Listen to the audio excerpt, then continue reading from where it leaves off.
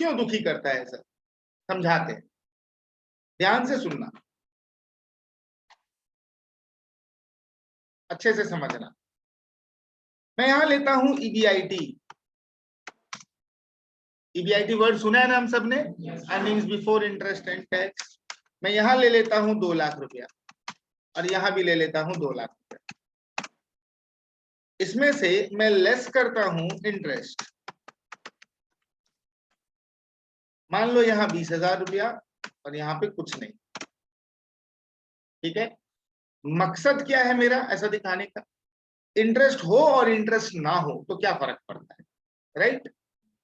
मैं इसको अंडरलाइन कर दिया, नीचे आए तो ईबीटी आएगा क्या, यहां पे आएगा 1,80,000, यहां पे आएगा 2 लाख। अब इसमें से अगर मैं लेस करता हूं टैक्स, मान लेते हैं टैक्स 40%, तो 1,80,000 का 40% होता है 72,000 और यहां पे कितना होता है 80,000। सर आप देख पा रहे हैं क्या, मुझे 8,000 टैक्स कम देना पड़ रहा है। मतलब अगर मैं 20,000 का ब्याज उठाता हूं, ब्याज का खर्च उठाता हूं, तो उसके पीछे मेरे को 8,000 का टैक्स कम देना पड़ा। अगर मैं पैसा अपना लगा दूं, ब्याज पे ना उठाऊं, तो ब्याज नहीं दूंगा, ब्याज नहीं दूंगा तो कमाऊंगा ज्यादा, ज्यादा कमाऊंगा तो ज्यादा पे टैक्स दूंगा। यहाँ पे कमाई कम हो जा रही है तो कम कमाई पे कम टैक्स देना पड़ता है। तो मेरा नेट खर्चा कितना है, 20,000 है कि 20,000 माइनस 8,000 है, देख लो अच्छे से, कोई हड़बड़ी नहीं है मेरे, क्योंकि यहां 20 का खर्चा है तो यहां मेरा 8 सेव भी हो रहा है। अगर मैं ये खर्चा नहीं करता हूं तो मुझे टैक्स कितना देना पड़ता है, 80। लेकिन अगर मैं ये खर्च करता हूं तो मेरी इनकम कम हो जाती है, जिसके कारण मुझे कम टैक्स देना पड़ता है। तो कितने का टैक्स सेविंग है, 8,000 का।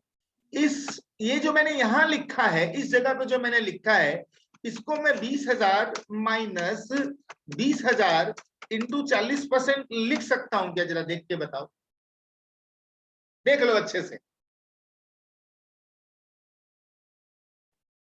मैथ्स है ये अकाउंट्स अकाउंट्स नहीं, ये मैथ्स है। मैं 8,000 को 20,000 इंटू 40% लिख सकता हूं क्या। अब अगर इस वाले कैलकुलेशन में मैं अगर 20,000 कॉमन ले लूं, तो सर 1 माइनस 40% आएगा क्या, बोलो तो जरा, आएगा ना। तो मैं ऐसा लिख सकता हूं क्या, 20,000 इंटू 1 माइनस 0.4। अब नहीं झगड़ा करना 0.4 को लेके, है ना, 40% बोलूं चाहे 0.4 बोलूं, 0.4 एक ही मतलब होता है। सर 0.4 क्या चीज का रेट है, टैक्स रेट है क्या। तो मैं यहां से लिख सकता हूं क्या, I into 1 minus T bracket close. तो मेरा जो ब्याज का खर्च है वो भले ही 20 हो, पर इधर 20 का ब्याज का खर्च देता हूं तो इधर से साइड से 8,000 का टैक्स बचा लेता हूं। इसीलिए मेरा कॉस्ट जो है वो रिड्यूस हो जाता है। और यहां पर जो टी के बगल में मैंने टैक्स रेट लिखा है, इसके ब्रैकेट में मैं लिख सकता हूं क्या, in terms of decimal. In terms of decimal लिखने का क्या मतलब हुआ कि भैया अगर क्वेश्चन में दिया है टैक्स 50% तो आप 0.5 लीजिए, अगर टैक्स दिया है 35% तो 0.35 लीजिए। जो भी टैक्स का रेट है उसको 100 से डिवाइड कर दीजिए, तो उसका डेसिमल इक्विवेलेंट कितना है वो निकल जाएगा और वो यहां पर पुट कीजिए। कोई परेशानी। तो सर ये तीनों वैल्यूज क्लियर हैं, कोई परेशानी। इनको कैलकुलेट किया जाए इस क्वेश्चन के लिए, है ना। कोई बताएगा कि अगर इंटरेस्ट डिबेंचर का फेस वैल्यू क्वेश्चन में ना दे तो क्या माना जाता है, शेयर्स में 10 माना जाता है। अगर क्वेश्चन में डिबेंचर का फेस वैल्यू ना दे तो डिफॉल्ट फेस वैल्यू क्या माना जाता है, शेयर्स में 10, डिबेंचर्स में 100। याद रखोगे ये बात। कुछ भी ना बोले, क्वेश्चन की फेस वैल्यू कितनी है, तो शेयर्स में 10 रुपया फेस वैल्यू डिफॉल्ट है, डिबेंचर में 100 रुपया फेस वैल्यू डिफॉल्ट है। ध्यान रहेगा ये बात। दूसरी बात, ये जो 9% इंटरेस्ट दिया हुआ है, ये क्या चीज पे कैलकुलेट होता है, फेस वैल्यू पे कि इशू प्राइस पे? कभी गलती से भी मत सोचना जिंदगी में, इंटरेस्ट हमेशा फेस वैल्यू पे कैलकुलेट होता है। 100 रुपए का डिबेंचर कंपनी 90 में बेचे, 100 में बेचे, 120 में बेचे, ब्याज 100 पे ही कैलकुलेट होगा। ये बात एकदम दिमाग में सजा दो। दो बातें मैंने क्या क्या बोली निभा? ये फेस वैल्यू डिफॉल्ट है, मतलब क्वेश्चन ना बताए कि कितना फेस वैल्यू, तो तुम अपने मन से ये मानो। दूसरी बात, ब्याज का जो परसेंटेज होगा वो कभी भी इशू प्राइस पे कैलकुलेट नहीं होगा, हमेशा फेस वैल्यू पे कैलकुलेट। ओके है ये बात। तीसरी बात जो इंपॉर्टेंट बात, कंपनी कितने भी डिवेंचर इशू करे, तुमको उससे मतलब नहीं है। तुम जब ये फॉर्मूला में पुटिंग करोगे तो एक डिबेंचर के लिए कैलकुलेशन करोगे, कैलकुलेशन छोटा हो जाएगा, तुम्हारे लिए आसान। पक्का बात। ये तीनों बातें मैं हालांकि बोल चुका हूं मुंह से, पर मैं लिख के भी दूंगा, तुमको नोट भी करना है, उसको थोड़ा सा ऐसे ब्रैकेट ब्रैकेट कर लेना, ध्यान रखने की बातें हैं। इन बातों पे गलती करोगे तो एग्जाम में क्वेश्चन, बच्चा क्वेश्चन भी गलत होगा। ठीक है। डिफॉल्ट फेस वैल्यू क्या होती है? ऑलवेज 100। दूसरी, percentage of interest is to be applied on face value. तीसरा, calculation should be done for one debenture.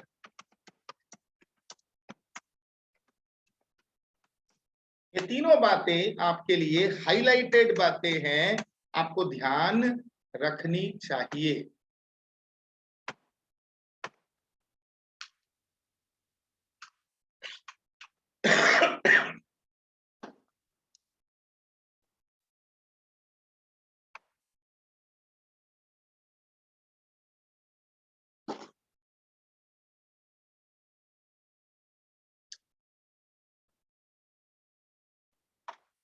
अगर उस हिसाब से जाएं तो बताओ, आई का वैल्यू 9 रुपया होगा, समझ आता है?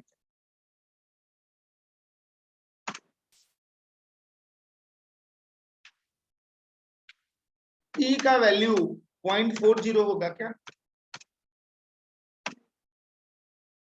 और आईपी जो होगा आपका, इशू प्राइस जो होगा वो 96 होगा क्या?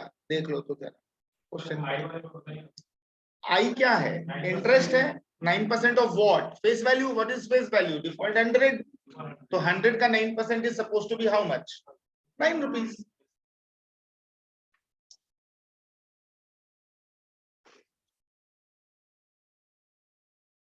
सर बहुत ह्यूज बातें नहीं है सर, बहुत बेसिक बेसिक बातें हैं, है ना?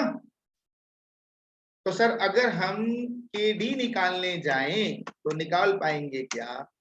हाँ सर, 9 ब्रैकेट में 1 minus 0.40 bracket closed divided by 96। तो मेरा के डी कितना हो जाएगा? Is equal to 5.4 divided by 96। फिर के डी इज इक्वल टू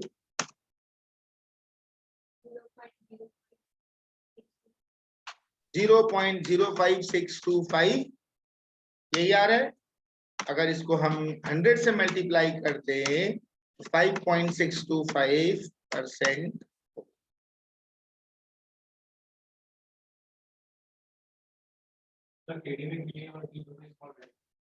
नहीं, के कैपिटल रहेगा, डी स्मॉल है।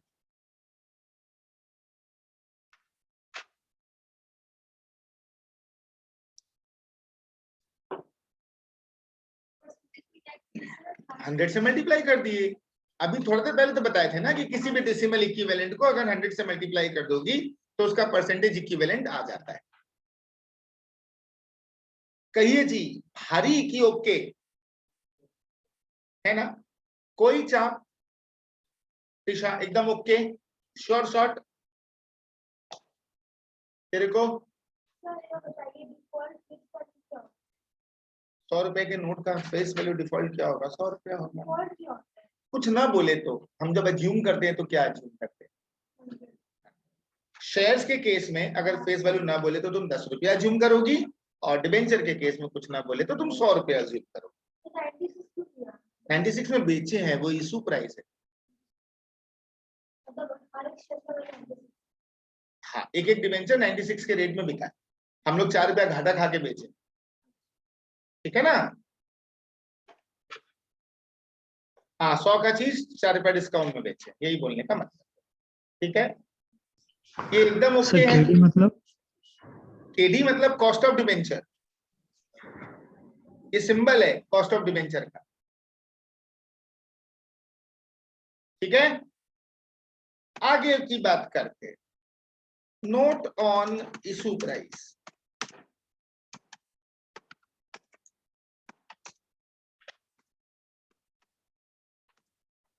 अभी भी इशू प्राइस को लेके कोई नाटक बाकी है क्या? हाँ सर, नाटक बाकी है इशू प्राइस को लेके। What is issue price? The price at which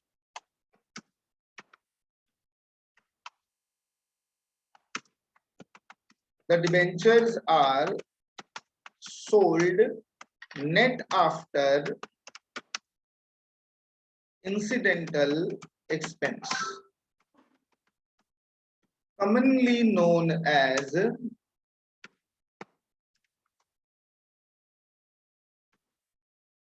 flotation cost.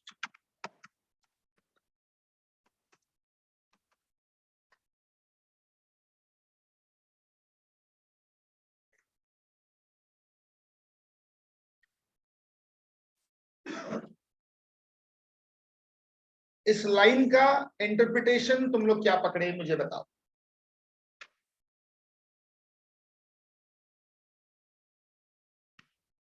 What is the interpretation of this line? Company start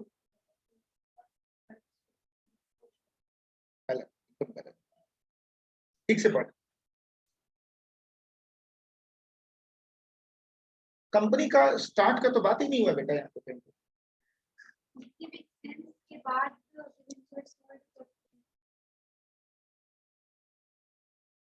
थोड़ा करीब पहुंची। डिबेंचर इशू करने में जो खर्च लगा है, हाँ, सारा खर्च हटाने के बाद हाँ, अब थोड़ा सा पॉइंट। डिबेंचर कितने में बिका, उस सेल प्राइस में से डिबेंचर इशू करने से रिलेटेड जो खर्चे लगे वो माइनस करने के बाद जो पैसा बचा वो मेरा इशू प्राइस। क्योंकि ऐसा तो नहीं कि वो जीनी की तरह झड़ी घुमा दी और डिबेंचर सबके हाथ में पहुंच गया, पैसा हमारे अकाउंट में आ गया।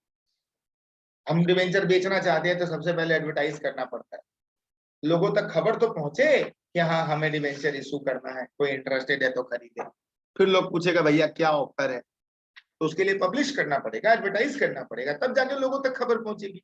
हम टीवी चैनल वाले को बोलेंगे कि भाई तुम न्यूज में बता दो कि हमारी कंपनी डिबेंचर इशू करने वाली है, तो टीवी चैनल वाले हम कहाँ बोले भैया, हमको कहाँ मिलेगा? तो भैया तुमको एडवर्टीजमेंट का पैसा देंगे, खर्च चालू हो गया वहां से। फिर डिबेंचर का फॉर्म छपेगा, तो फॉर्म छपवाने का पैसा, फिर वो सबमिट करेंगे तो डिबेंचर का सर्टिफिकेट छपेगा, आपके डीमैट अकाउंट में ट्रांसफर करना है तो डिजिटलाइज करने का पैसा लगेगा।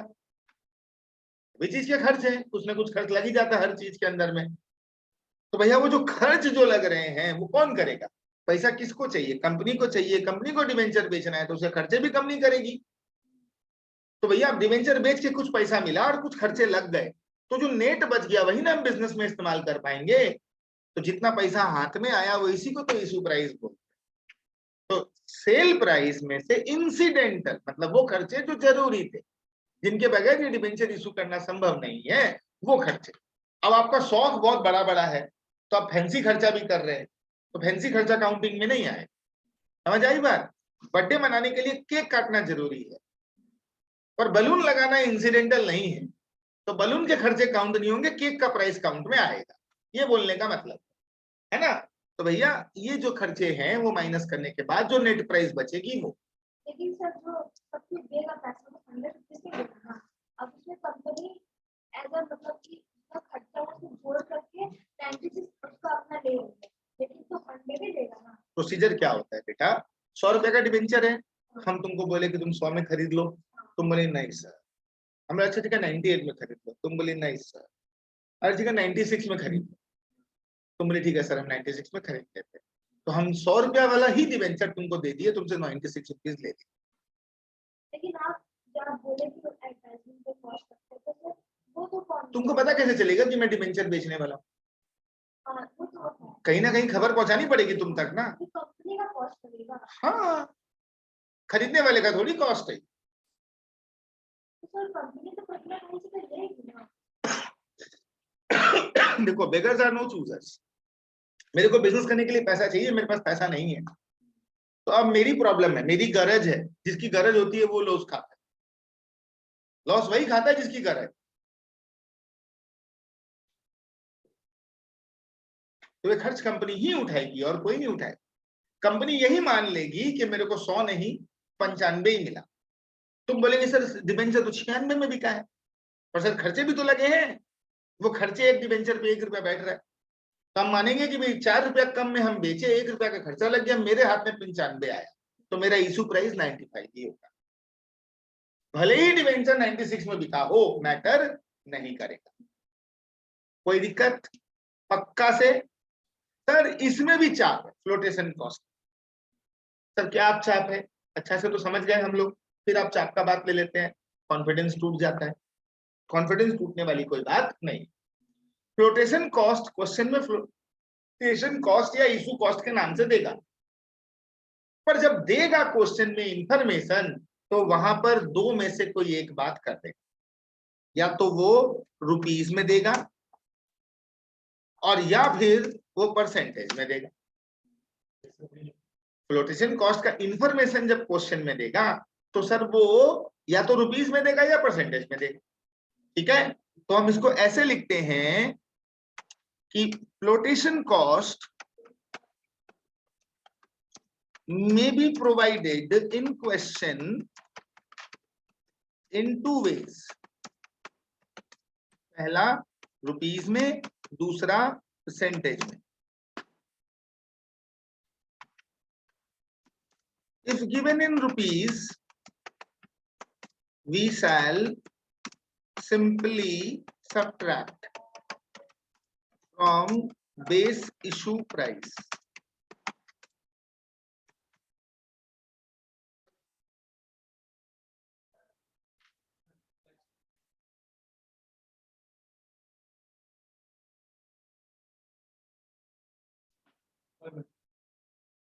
Two ways.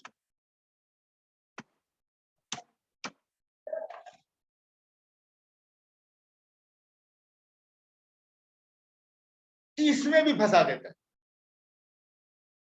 क्वेश्चन में तुमको क्या बोला कि हम लोग 2000 डिबेंचर इशू किए, बोलेगा फ्लोटेशन कॉस्ट 3000 रुपए, और कभी कभी बोलेगा फ्लोटेशन कॉस्ट 1.5 रुपया पर डिबेंचर। तो अगर पर डिबेंचर पे दिया है 1.5 रुपया, तो 96 में से 1.5 माइनस कर दो, बात खत्म। लेकिन अगर 3000 रुपया दे दिया है तो हमको मानना पड़ेगा, पर डिबेंचर नहीं लिखा है ना वहां पे, तो मानना पड़ेगा पूरे 2000 डिबेंचर का टोटल फ्लोटेशन कॉस्ट 3000 रुपये।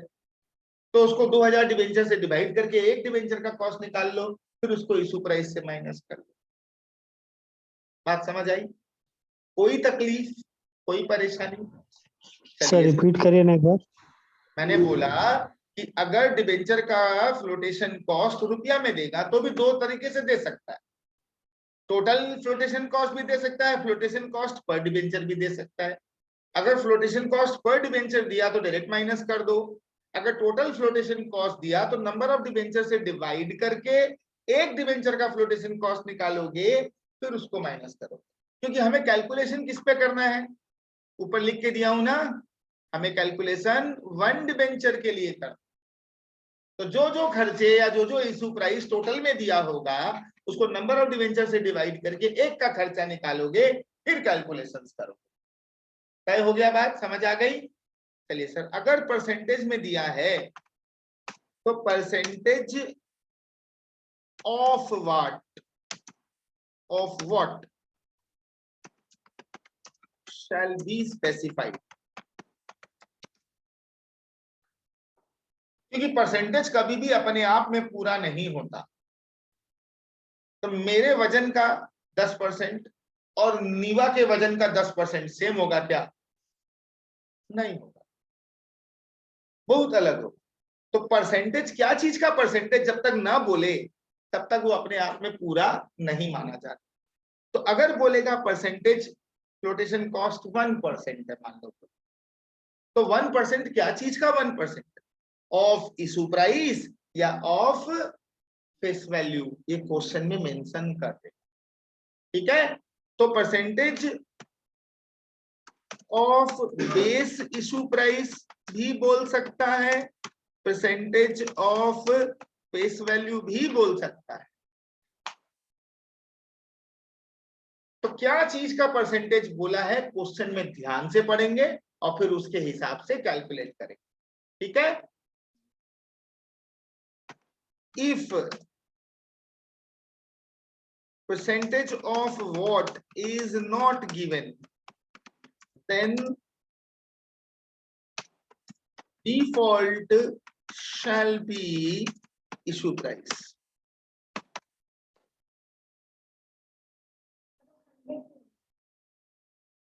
कितना में इशू किए बेटा डिबेंचर को? तो इशू प्राइस क्या है तेरी?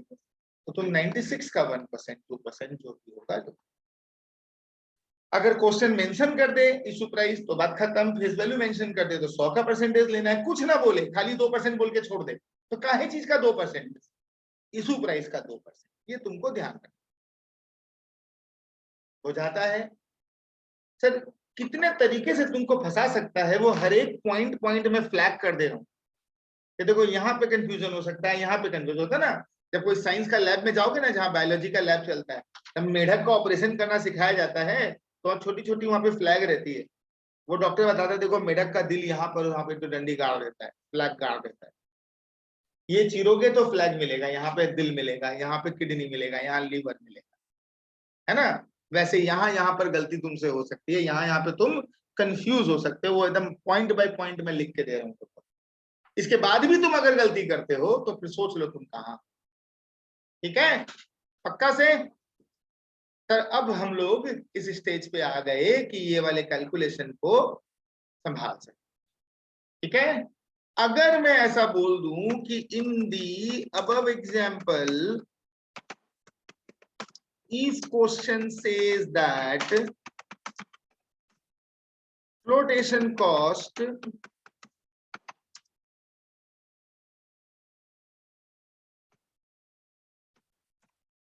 is 1.5%, बस इतना बोल के छोड़ दिया, तो मेरा इशू प्राइस क्या हो जाएगा? 96 माइनस कितना? 1.5। এতটা বোঝানোর পরে যদি কিছুই না বুঝো আমি কি করব? अम्मा देखो ना, 1.5% के बगल में ऑफ वॉट लिखा है क्या?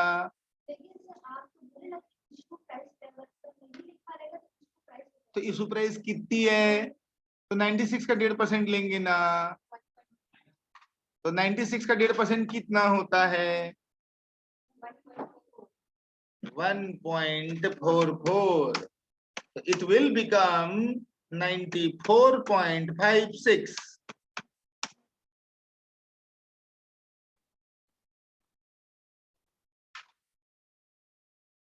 बुझाया भैया?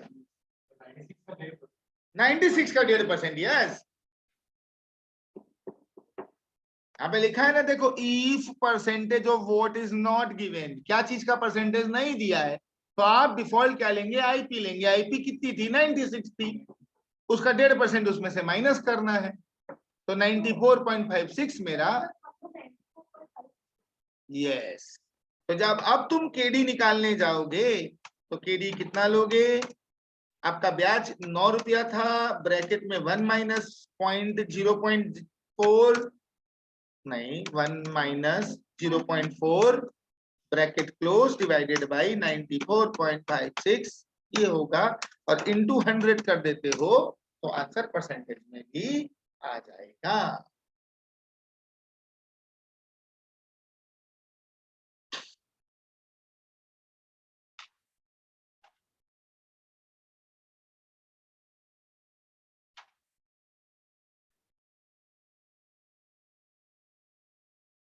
इससे ज्यादा बाल की खाल निकाली जा सकती है क्या? एक इतने से फार्मूला में, इत्तू सा फार्मूला में और बाल की खाल निकाली जा सकती है क्या? बोलो हाँ या ना। लग रहा है ना कि इसके बारे में हम लोग बहुतायत पढ़ लिए हैं, लगभग लगभग पढ़ाई हो चुकी है इसकी।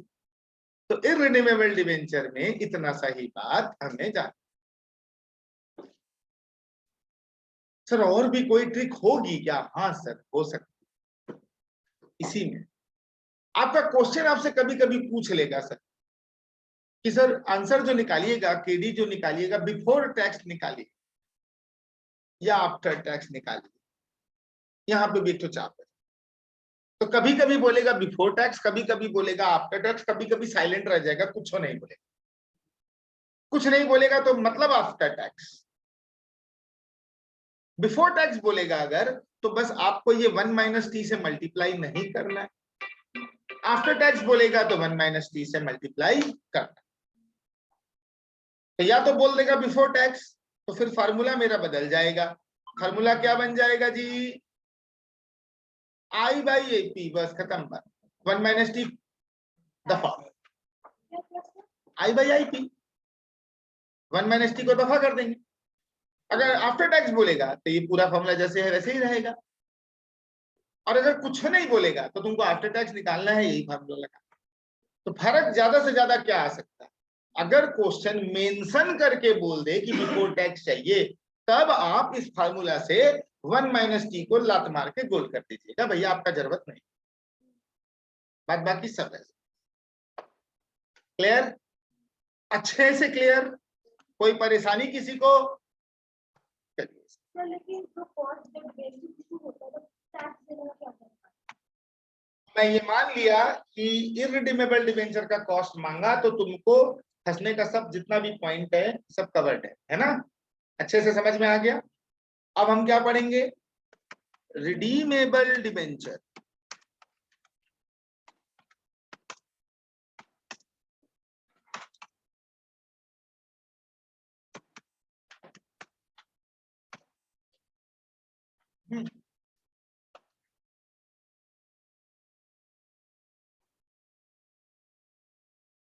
क्या होता है रिडीमेबल डिबेंचर? एक ऐसा डिबेंचर जो कि कंपनी इशू करती है फिक्स्ड टाइम पीरियड के लिए। जिस दिन इशू करती है उसी दिन से कंपनी को पता होता है कि इतना तारीख को हमको पे करना है। डेट ऑफ पेमेंट पहले से ही डिफाइंड हो। कितने साल के लिए डिबेंचर इशू किया जा रहा है ये भी पहले से ही डिफाइंड हो। क्लियर है? कोई परेशानी? चलिए एग्जांपल लेते हैं, ठीक है। Y limited issued 3000 11% debentures for 5 years at the rate 103.105 लेते हैं, सिंपल कैलकुलेशन होगा। रिडीमेबल आफ्टर, नहीं इसको थोड़ा सा, रिडीमेबल एट द रेट से 100। एक क्वेश्चन बोल दिया है कि फ्लोटेशन कॉस्ट जो है 1% ऑफ फेस वैल्यू होगा। टैक्स जो है वो आपका 30% होगा।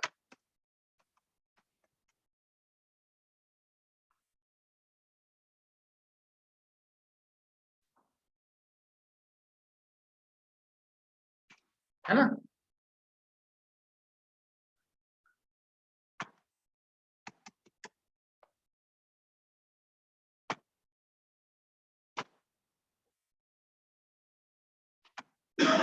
ये 5 ही बॉक्स बनाए ना मैंने, 1 2 3 4 5। मानोगे क्या इस पॉइंट पर कंपनी को 105 माइनस 1 104 रुपया मिलेगा? देखो तो जरा, आराम से देख लो, मेरे को हड़बड़ी नहीं है इस पार्ट। तो तुम लोग खुद से ये कैलकुलेशन करोगे तो ही तुम लोग को समझ में आएगा कि मैंने क्या किया। हाँ और 1% ऑफ व्हाट? क्यों 100? क्योंकि बोल दिया है 1% ऑफ फेस वैल्यू। ये देखो हाईलाइट किया हुआ यहाँ, ये देखो, है ना। तो आपका डिबेंचर का फेस वैल्यू कुछ नहीं बोला, डिफॉल्ट क्या होगा 100, ये हम बता चुके हैं आपको। बेच कितना में रहे हैं? 105 में, लेकिन फेस वैल्यू का 1% फ्लोटेशन कॉस्ट है। हाँ, अगर यहाँ पर ऑफ फेस वैल्यू नहीं बोलता तो हम 105 का ही 1% लेते, इसमें कोई डाउट नहीं। ठीक है, तो भैया 1 रुपया फेस वैल्यू का हो गया फ्लोटेशन कॉस्ट, इशू प्राइस इतना।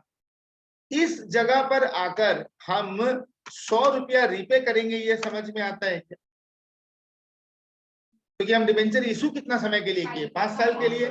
तो 1 साल खत्म, 2 खत्म, 3 खत्म, 4 खत्म, जैसे ही 5 साल खत्म होगा हम 100 रुपया में रिपेबल करेंगे। रिडीमेबल एट 100 बोला है, तो ये रिडेम्पशन प्राइस है ना। कोई परेशानी? আমি বললাম 5 বছরের জন্য ইস্যু করেছি, 5 বছর পরে 100 টাকা দিব। তাহলে যখন রিপেমেন্ট প্রাইস বলা যায় অ্যাকাউন্টিং ল্যাঙ্গুয়েজে ওকে আমরা বলি রিডিমেবল প্রাইস। ठीक है, रिडेम्पशन प्राइस या रिडीमेबल एट डिस्पैच प्राइस। अगर मैं इसको बढ़ा दूं, सपोज करो, चलो मैं बढ़ा देता हूं, एक बार के लिए 10 कर देता हूं, यहाँ पर 110। कौन मानेगा कि देते समय 105 देगा, रिटर्न मिलते समय उसको 100 ही वापस मिलेगा? कौन मानेगा इसको? ऐसा थ्योरेटिकली पॉसिबल है, लेकिन प्रैक्टिकली ऐसा नहीं पॉसिबल। तो फिर यहाँ पे रिडेम्पशन प्राइस चेंज हो जाएगी क्या? 110 हो जाएगी क्या? तो आज अगर मुझे डिबेंचर इशू करके मिलता कितना है? 104। 5 साल बाद जब वापस देंगे तो कितना वापस देंगे? 110। 6 रुपया का लॉस है क्या 5 साल का टोटल लॉस? है ना। ये सर एक बार का लॉस है कि हर साल का लॉस है? हर साल का लॉस। और अपनी थोड़ी देर पहले बात हुई थी ना कि अगर वन टाइम कोई लॉस हो तो उस वन टाइम लॉस को आपको क्या करना चाहिए? डिवाइड कर देना चाहिए एनुअली में, है ना। तो सर यहाँ पर मेरा redemption price minus issue price करने से मुझे मिलता है लॉस, और वो लॉस कितना है? 6 रुपया। अगर इसी 6 रुपया को हम डिवाइड कर दे 5 ईयर से तो मेरे को मिलता कितना है? 1 रुपया 20 पैसा पर ईयर। मेरा एक्स्ट्रा लॉस हाँ कि ना? है ना। तो सर अब इसके बेसिस पर अगर मैं फार्मूला बनाता हूं केडी का, तो केडी का फार्मूला रिडीमेबल के केस में क्या दिया है पढ़ते। KD is equal to I bracket में 1 माइनस टी प्लस ब्रैकेट में। सर एक चीज पूछना है, हाँ बोलना। सर फ्लोटेशन कॉस्ट भी तो फिर हम लोग का वन टाइम कॉस्ट हो गया, तो फिर इसको भी हम लोग डिवाइड क्यों नहीं करेंगे 5 साल तो में? बेटा तुमको क्या लगता है इस 6 रुपए में फ्लोटेशन कॉस्ट इंक्लूड नहीं है क्या?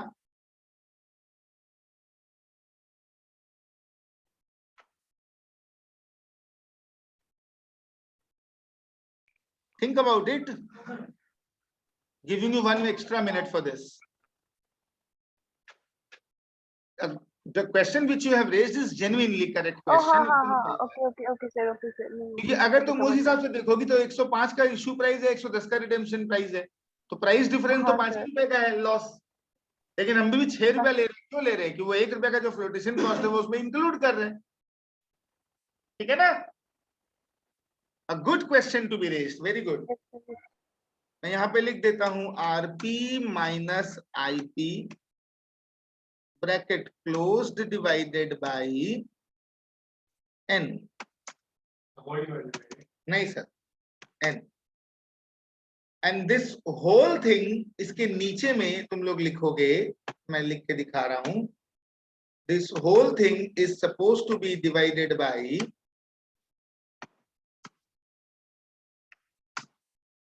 redemption price plus issue price divided by 2। ये फार्मूला है केडी।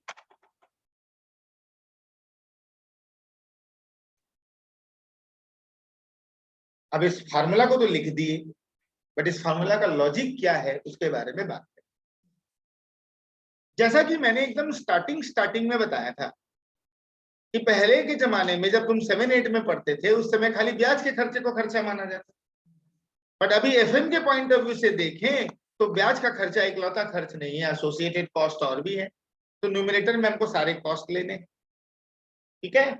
अगर मुझे न्यूमरेटर में सारे कॉस्ट लेने हैं तो भैया ब्याज के कॉस्ट के साथ साथ ये प्राइस डिफरेंस का और फ्लोटेशन कॉस्ट का लॉस भी है, दोनों है।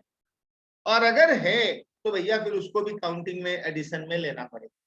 लेकिन दिक्कत क्या हुई, ब्याज एनुअल कॉस्ट था, प्राइस डिफरेंस का लॉस वन टाइम कॉस्ट था, तो इसको हम नंबर ऑफ ईयर एन से डिवाइड कर रहे हैं सो दैट एक साल का एवरेज कॉस्ट आ जाए। तुम अगर चाहो तो यहाँ पर 110 माइनस 104 डिवाइडेड बाई 5 भी लिख सकते हो, तुम चाहो तो ₹1.20 डायरेक्ट भी लिख सकते हो, कोई दिक्कत की बात नहीं है। समझ आ रही है बात? ये जो कैलकुलेशन 1.20 पर ईयर हमने किया है ये वही कैलकुलेशन है जो यहाँ फॉर्मूला में इंक्लूड है। तो ये वाला पार्ट तो तुम लोग इरिडीमेबल में पढ़े ही हो, ये एक्स्ट्रा पार्ट है। डिनोमिनेटर में जो है ये थोड़ा सा बच्चा लोग को दुखी कर देता है। फिर ये क्या है, तुमको दिखता है क्या कि इशू प्राइस स्टार्टिंग प्राइस है,